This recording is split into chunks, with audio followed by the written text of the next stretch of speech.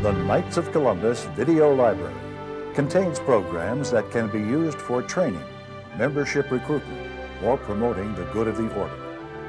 These videos are excellent for use at council meetings, open houses, or as general information about the Knights of Columbus and its history. A complete listing of videos available is found in the audiovisual flyer or by contacting the Supreme Council, Department of Fraternal Services.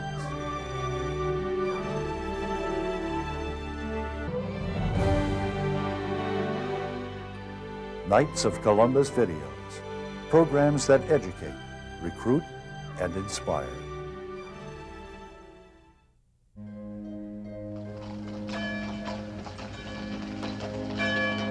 In mid-August of 1890, one of the largest funerals in the history of Waterbury, Connecticut took place. The throngs who attended were grieving the death at age 38 of the Reverend Michael J. McGivney, founder of the Knights of Columbus. Delegations were present from almost every one of the 57 KFC councils which had sprung up in the order's first 8 years. The Bishop of Hartford and over 70 of Connecticut's Catholic priests were joined by many civic leaders.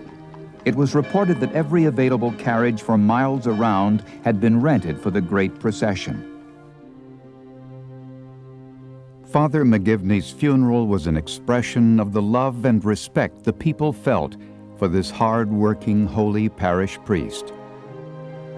It also reflected the deep personal appeal that immigrant Catholics immediately found in the Knights of Columbus, an appeal that resonates to this day.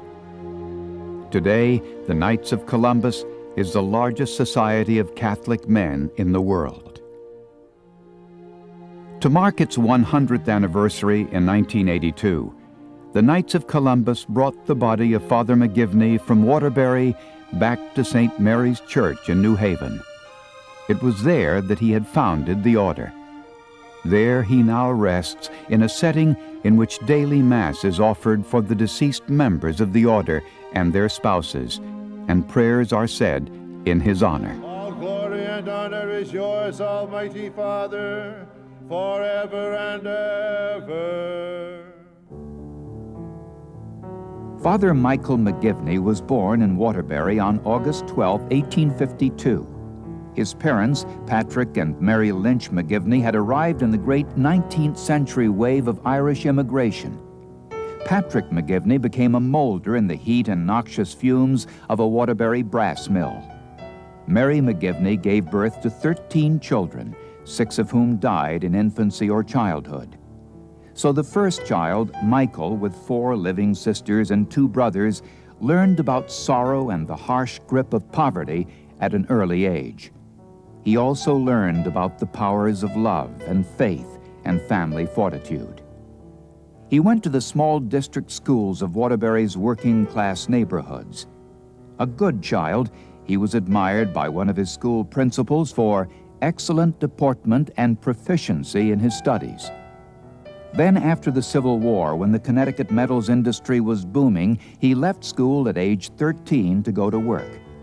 His job in the spoon-making department of a brass factory provided a few more dollars for family survival. When Michael reached the age of 16 in 1868, he left the factory. With the priesthood clearly in mind, he traveled with his Waterbury pastor to faraway Quebec, Canada.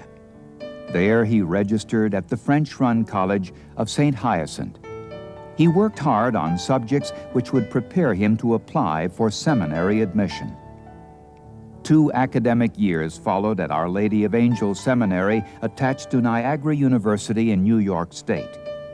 Young McGivney moved next to Montreal to attend seminary classes at the Jesuit-run St. Mary's College.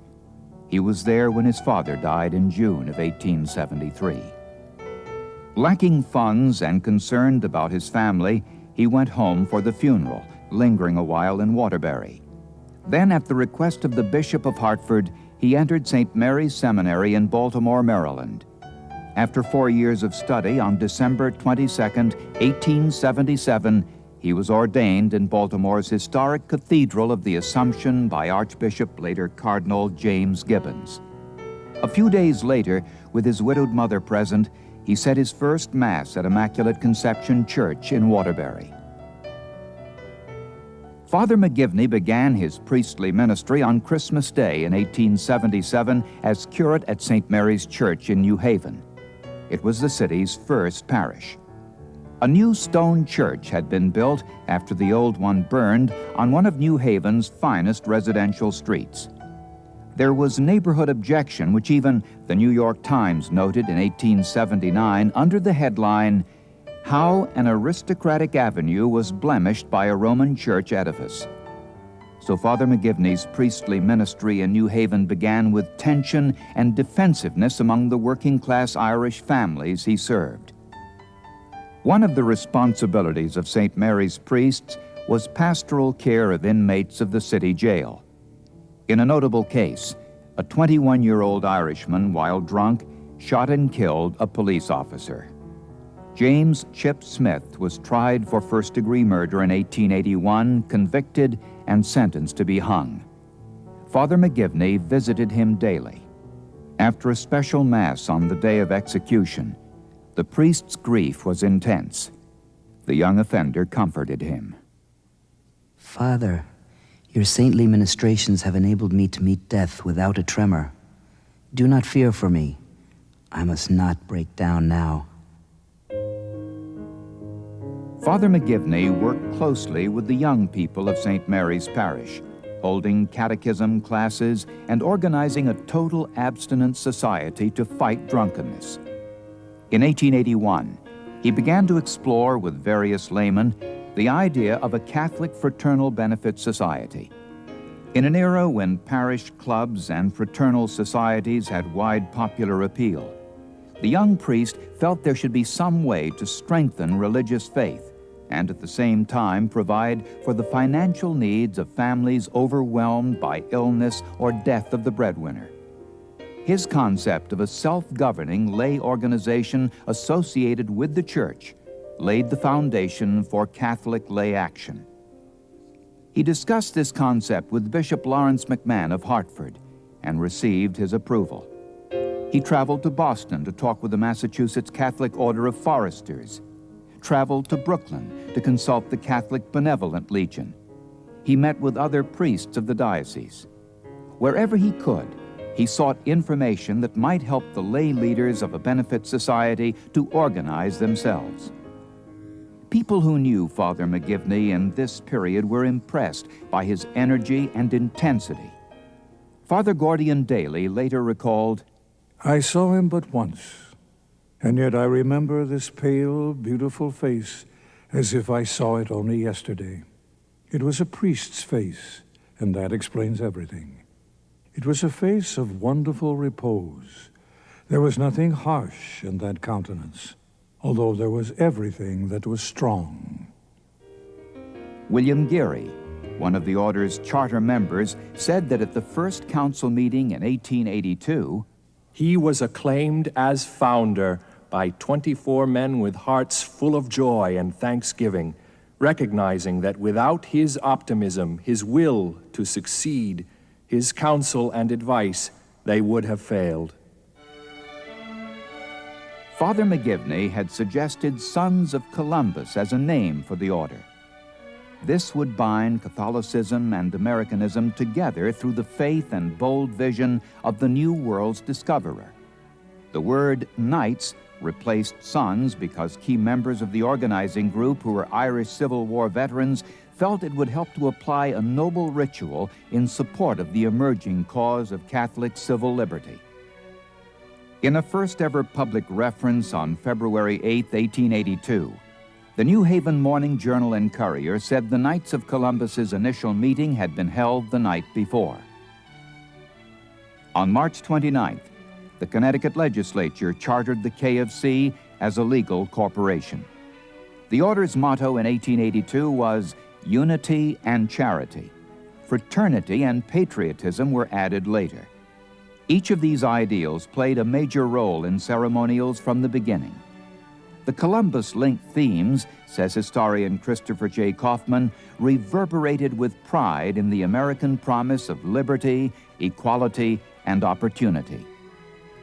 In April of 1882, Father McGivney, with the permission of Bishop McMahon, wrote to all pastors of the Diocese of Hartford. The order's primary objective, he wrote, was to dissuade Catholics from joining secret societies by providing them better advantages at time of death or sickness. He urged each pastor to exert influence in the formation of a council in your parish. Father McGivney personally installed the first officers of San Salvador Council No. 1 in May of 1882. By May 1883, Council No. 2 had been instituted in Meriden, Connecticut, and Bishop McMahon, so impressed with the organization, himself became a member of Council No. 11 in 1884 and served as council chaplain. By the end of 1885, there were 31 councils in Connecticut. Father McGivney's dedication to the order was evidenced in trips he made to all parts of Connecticut and in handwritten correspondence about KFC business. At St. Mary's, despite all this, he remained the energetic curate with constant concern for every parishioner's problem. Then, in November 1884, he was assigned as pastor to St. Thomas's Church in Thomaston, Connecticut, a town 10 miles from his hometown. It was a factory parish heavily in debt, serving working-class parishioners with few resources beyond faith.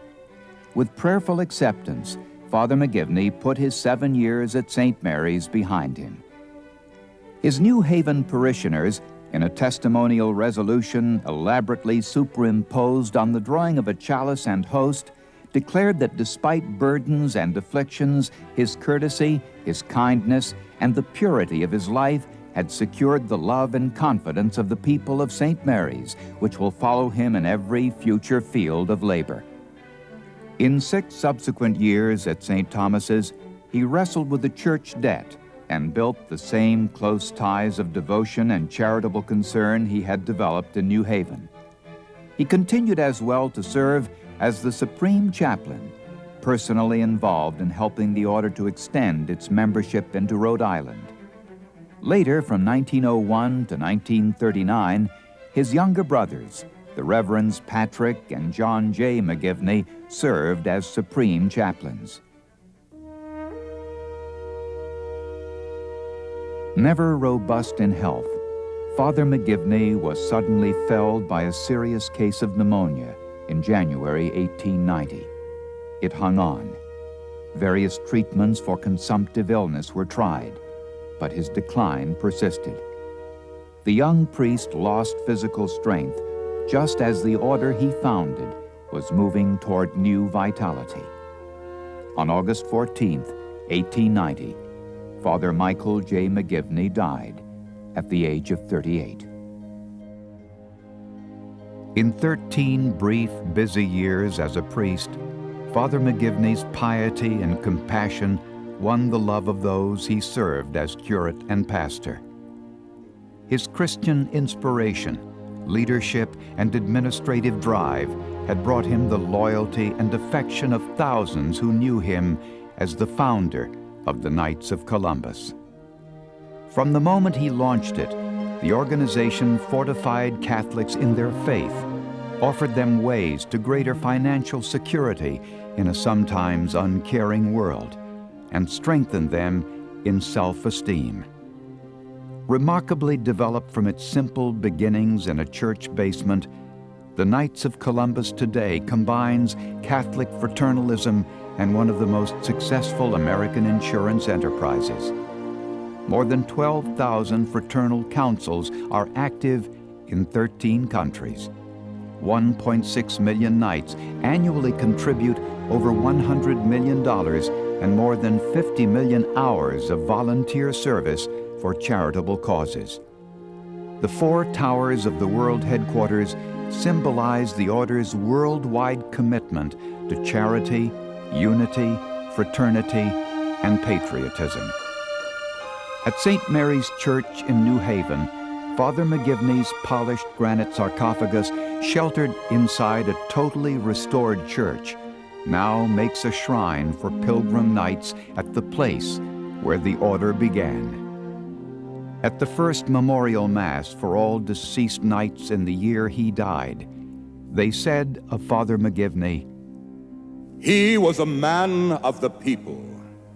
He was zealous for the people's welfare, and all the kindliness of his priestly soul asserted itself more strongly in his unceasing efforts for the betterment of their condition. O Reverend Founder, that act alone of thine, which gave life to the Knights of Columbus, has surely secured for thee everlasting joy and eternal peace."